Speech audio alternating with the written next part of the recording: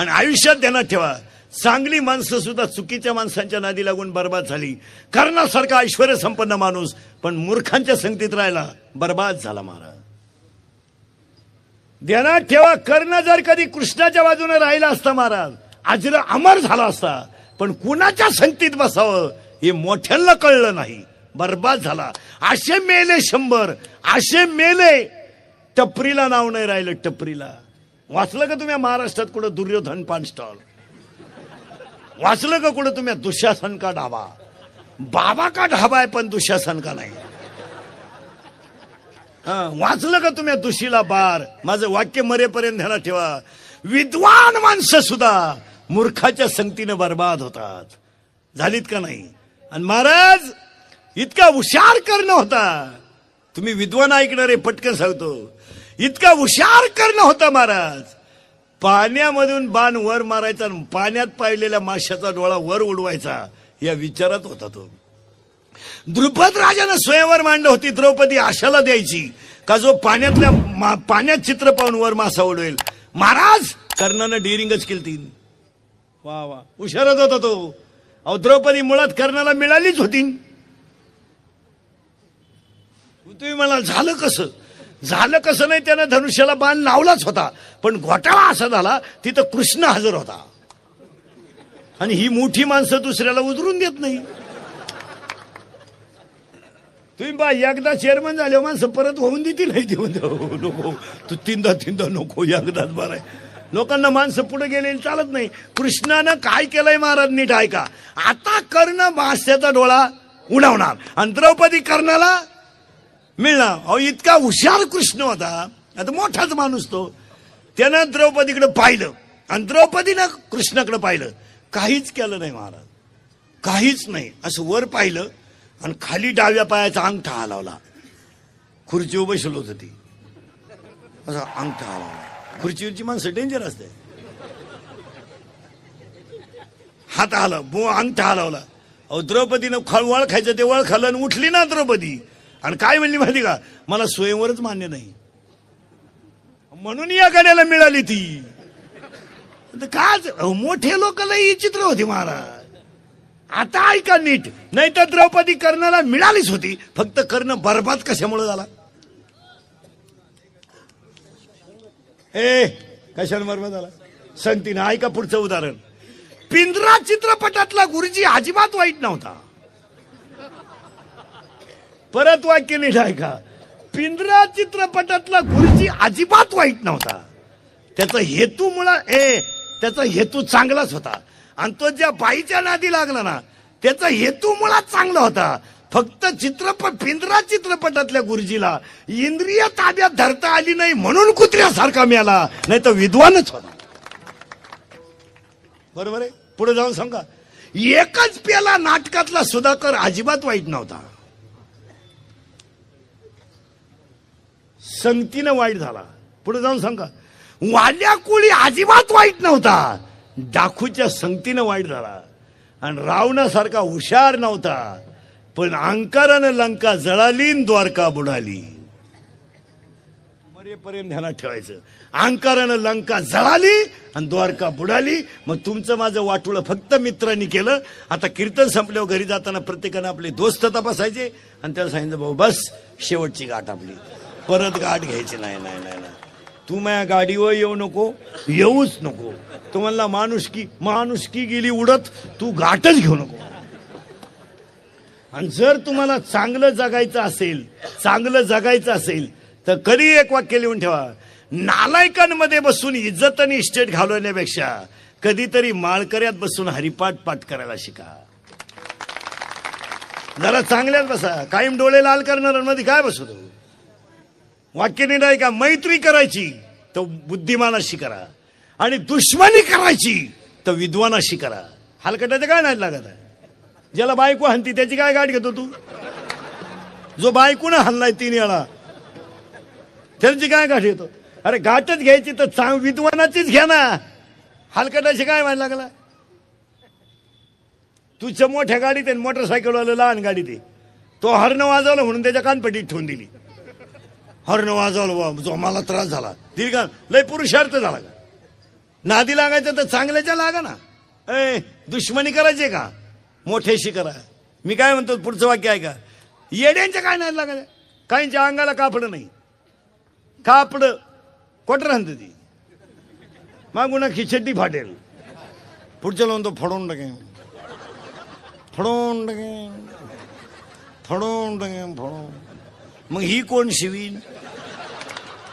आणि त्याच्या नादी लागायचं का आला मरायला, त्याची चड्डी त्याला मिळालं. आणि आपली माणसं म्हणतो मला त्यानं शरीर अहो ती याडच आहे, तू पुढे जाय. त्याच्या काय नाही लागत. आणि एक ध्यानात ठेवा महाराज, अरे मोठ्याच्या संगतीत राहिलं तरी किंमत वाढते आणि मोठ्याशी दुश्मनी केली तरी किंमत वाढते. काय सांगा, बंबाजी जर तुकोबरायच्या नादी लागलं नसता त्याचं नावच ग्रंथात आलं नसतं. रामेश्वर भट जर तुकोबरायच्या विरोधात उठला नसता तर त्याचं नावच गाठ्यात आलं नसतं. पुढे जाऊन सांगा, विसोबा खेतरानं जर माऊलीला खापार ठेवलं नसतं तर त्याची किंमतच वाढली नसती. मोठ्याच्या संगतीत किंमत. काही लोक नुसते मी साहेबा मागे येतो, पागल आहे तू फक्त फोटोच येतोय अर्धा. तोय बी भावपूर्ण श्रद्धांजलीचा आला का सत्काराचा आला हे कळा ना. असा फोटो आला, शेजारची म्हणले काल भेटला गेला. मी गेला काय करतो त्याला. महाराज विसोबा क्षेत्राची किंमत वाढली का कमी झाली. वाढली. रामेश्वर भट्टाची किंमत वाढली, बंबाजीची किंमत वाढली. पुढे जाऊन सांगा, अहो स्तनात विष पाजून मारायला का जाणं होईन पण किंमत तर वाढली. काय दुबल्याला मारायला गेली का पुतना. पुतना काय अंगणवाडीच्या घोगऱ्या आणा गेली का शाळेत.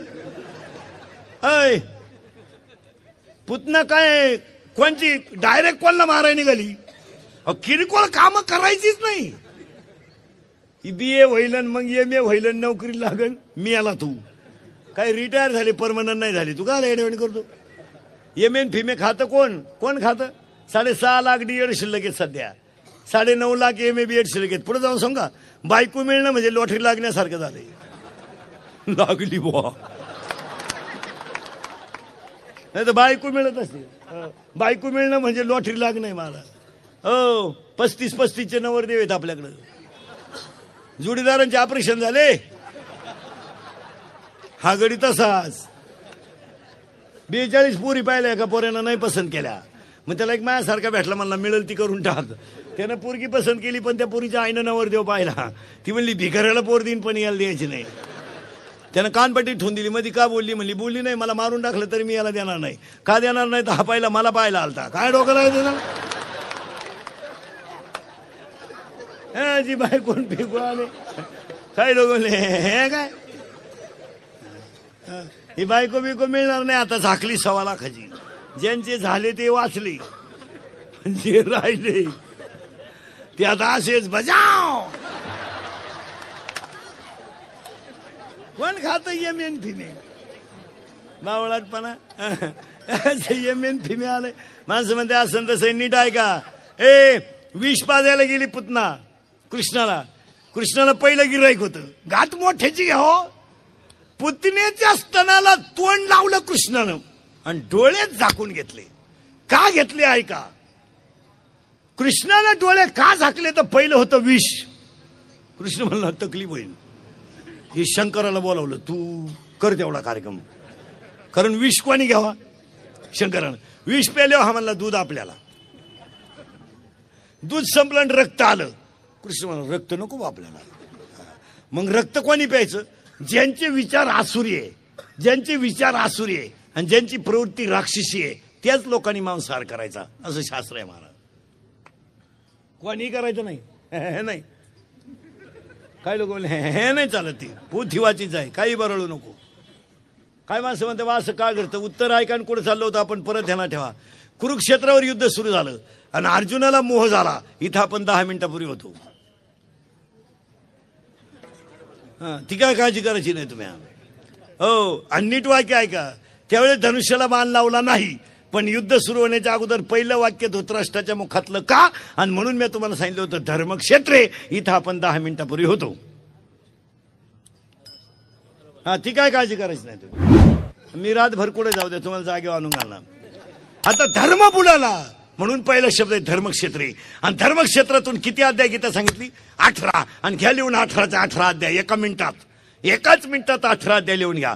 अर्जुनाला सांगितलेली गीता किती अध्याय? 18 अध्याय. ऐका पटकन किती कोणते फास्ट मध्ये बरं का, फास्ट मध्ये. ब्रह्म एक, डोक्यातून जाईल तुमच्या. पहा, ब्रह्म एक माया दोन, ब्रह्म एक माया दोन, गुण 3 वेद 4 भूतबाद शास्त्रता पुऱ्या 7 वसवाट भक्त्या 9 इंद्रिय 10 रुद्र 11 राशी 12 धनतेर 13 विद्या 14 15 तिथी 16 शृंगार 17 तत्व 18 पुराण संवेदी जान शस्त्रास्त्री कारण 18 पुराणे हरिशी गाती. आणि 18 अध्यातली 1800 नंबरची ओवी येणेवरी ज्ञानदेव सुखे. हा झाला संपला प्रश्न.